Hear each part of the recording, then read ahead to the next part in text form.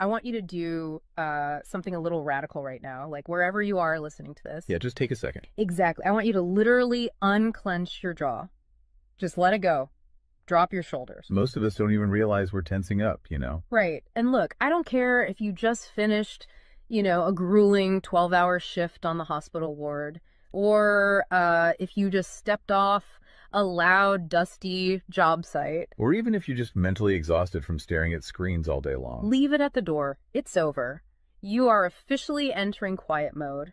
So just take a deep breath. That's the baseline we need for this. It really is. And now I want you to look at the phone sitting next to you, or maybe the smartwatch on your wrist. Every single time that screen lights up, every time it buzzes, it steals exactly 23 minutes of your life. Welcome to the deep dive. It really is a staggering number to confront when you put it like that. 23 minutes Yeah. from one buzz. Yeah, because we tend to measure interruptions in like the seconds it takes to glance at a screen, right? Whoa! We completely ignore the massive cognitive debt we incur the moment we look away from our deep work. And that cognitive debt, that is exactly the central target of our mission today. Okay, let's unpack this. We are exploring The Sovereign Architect's Guide by Chillstar 08.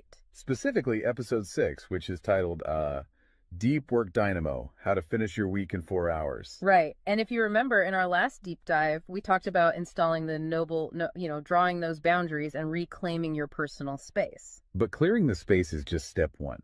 It actually reveals a much deeper, much more intimidating problem. Yeah, the void.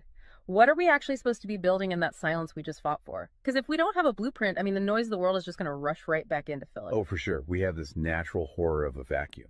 The second our schedule opens up even slightly, our instinct is to pack it with activity. We just have to be doing something constantly. Exactly. We are culturally conditioned to equate motion with progress. Yeah. But Chillstar 08 introduces a really brilliant distinction here. She talks about the trap of idling. I love this concept so much. Think about a car engine, right? Mm-hmm. The engine is running, the pistons are firing, it's burning through all this expensive fuel, making a ton of noise and vibration. But the car is in park. Yes, it isn't going anywhere, and that is what most of our daily quote-unquote busyness looks like. We feel incredibly productive because we are in constant motion. Right. You check a text message while you're sitting at a stoplight. Or you answer a quick email while walking from your car to the front door. You stare at a spreadsheet on your laptop while, your family dinner is sitting right in front of you, literally getting cold. And that right there is the illusion of productivity. You end your day feeling physically and mentally depleted because you were constantly doing something. So you didn't actually do anything that matters. Exactly. If you step back and evaluate your legacy, the deep, meaningful work, the art, the business strategy, the relationships. Right, the relationships that actually move your life forward. None of it progressed. You spent 8 hours idling. You were everywhere, which means you were truly nowhere. Man, that hits hard. And this brings us back to that terrifying 23-minute statistic from the research she cites. I don't want to just gloss over this. No, we definitely shouldn't. Because understanding the mechanism behind it is crucial. Why does a 5-second distraction cost us almost half an hour? It basically comes down to how our prefrontal cortex manages working memory. Your brain is not a computer processor that can just run multiple applications in parallel. Right. We can't actually multitask. Exactly. When you are doing deep work, say writing a complex proposal, your brain loads this massive fragile web of context into your working memory. Like holding all the pieces of a puzzle in your hands at once. Yes. You are holding multiple variables, ideas, tones all at once. So when your phone buzzes and you glance at a text from your partner asking about groceries, your brain is forced to execute a context switch. So it has to dump all the proposal data just to load the grocery data. It literally flushes the working memory buffer, yeah. It has to process the new rules and the emotions associated with that text message. Wow. And then when you turn back to the proposal, you cannot just pick up where you left off.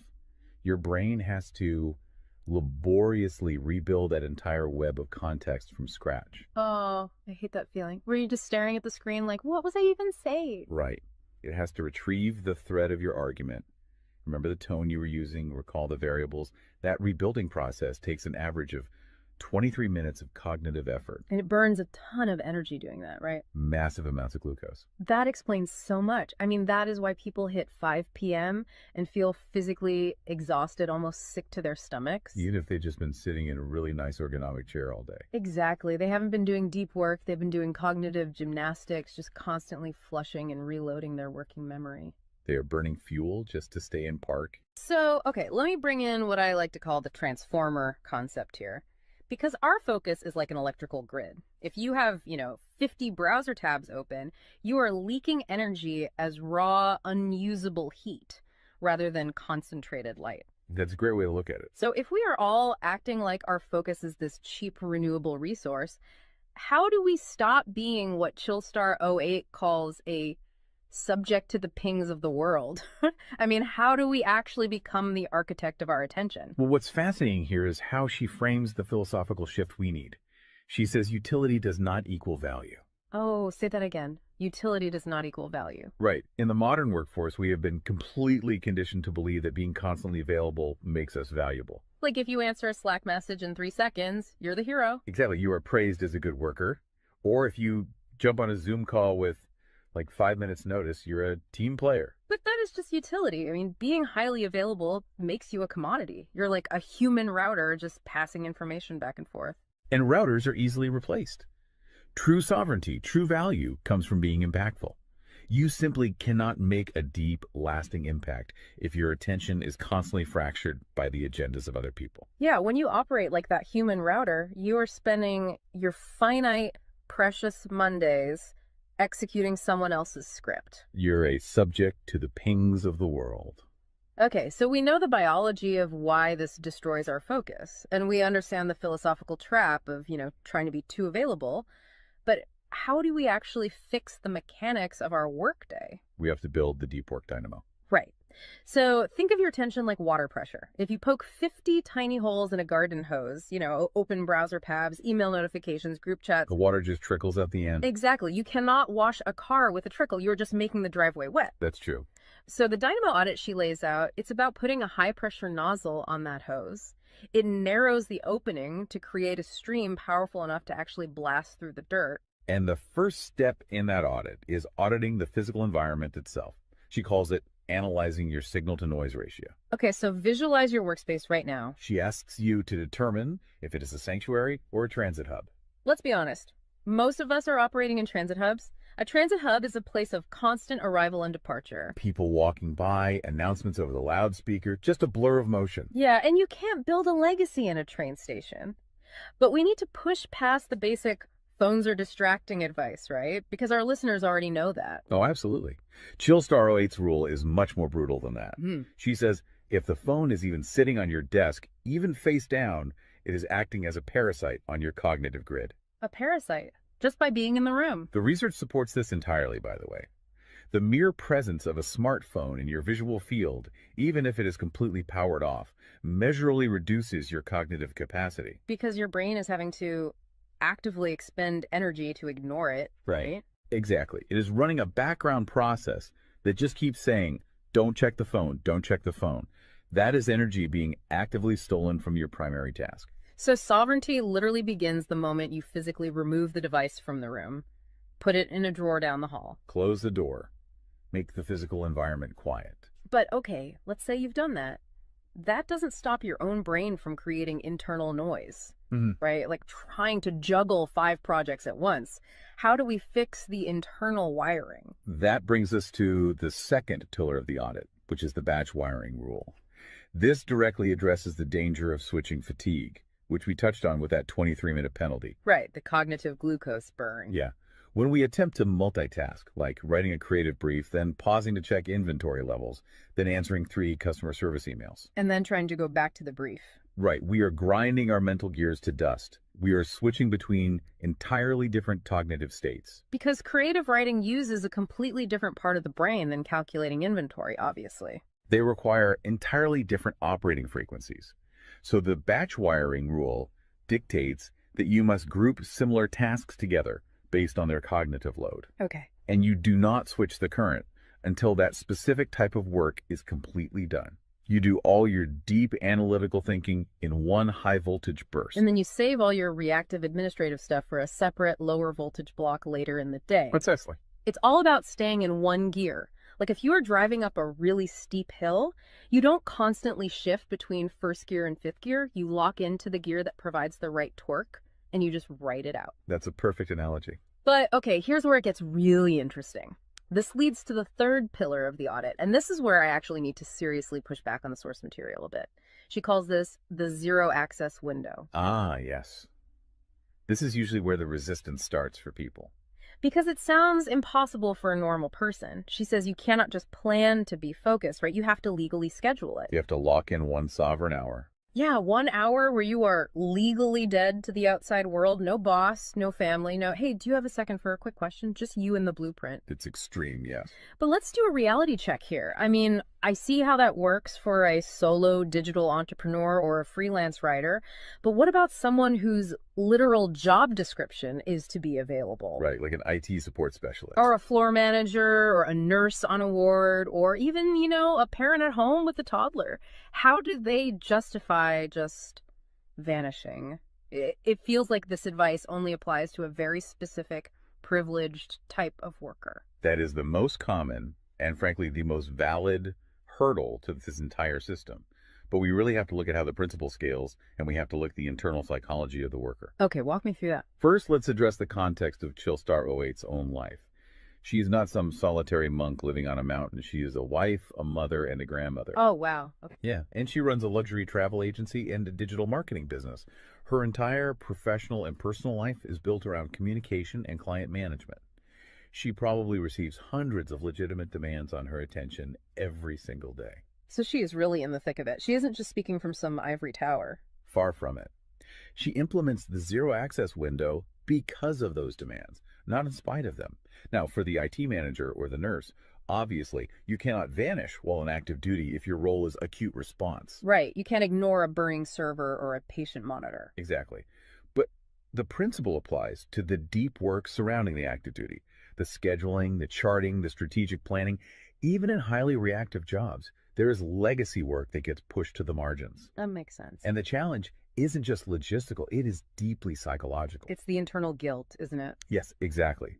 People feel like bad employees or bad parents or bad partners when they set a hard boundary. Yeah. We tie our entire self-worth to our responsiveness.